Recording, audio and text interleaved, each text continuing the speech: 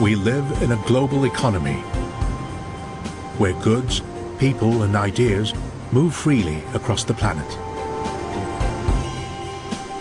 And Singapore, at the crossroads of great shipping lanes, is a city born of globalization. Ever since the 19th century, its fortunes have depended on the ebb and flow of international trade. Back then, the world's largest corporation was based in London. The East India Company was unlike any merchant company of old. It had its own civil service and army, and ruled over a fifth of the world's population. Its network of trade routes stretched across half the world, and in its heyday, the company generated more revenue than Britain itself. And its most valuable cargo was tea. Since the days of Marco Polo, Chinese tea had become immensely popular in Europe. Half the company's profits came from supplying this one fashionable drink. The British had cultivated a particular liking for tea, and the market was growing all the time.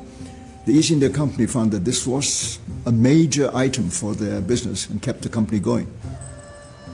But what could they pay for the tea with? They had relatively little to sell to China to pay for the tea. This was a problem for the company for a long time, until they eventually discovered opium. Opium was the one thing that the Chinese did not have and did want in large quantities. And once the British discovered that the Chinese needed the opium and that they had supplies of it in India, an area like here, at the foot of the Straits of Malacca, turning round into the South China Sea, became very important in their eyes.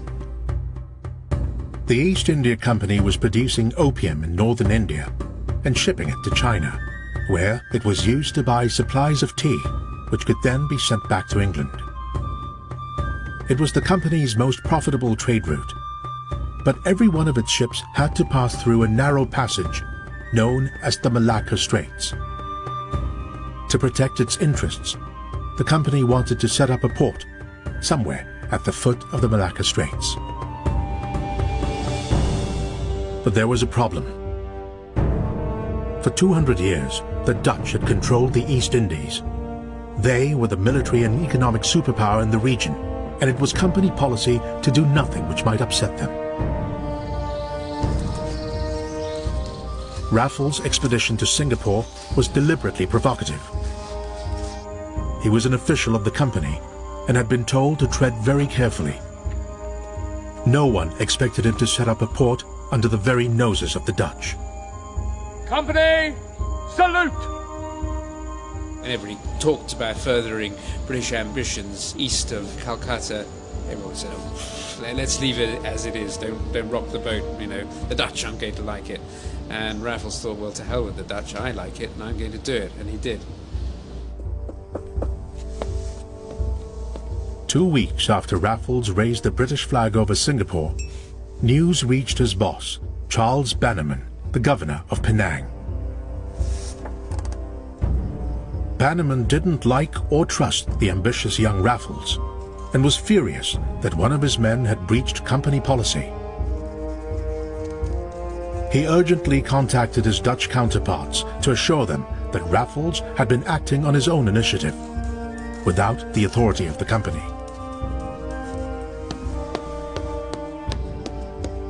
He was very effusive and said, very sorry, we'll call the man back. He was quite out of order, and I'm sure you needn't worry about him being there for very long. Bannerman's assurances stopped the Dutch from invading Singapore. They simply waited for the British to pull out. But Bannerman hadn't accounted for the mood back in London. the recent Napoleonic Wars had seen an upsurge in military pride and a greater sense of national defiance. Rather than giving in to the Dutch over Singapore, word was sent to Bannerman that Raffles should be allowed to stay put. It was great brouhaha back in Europe.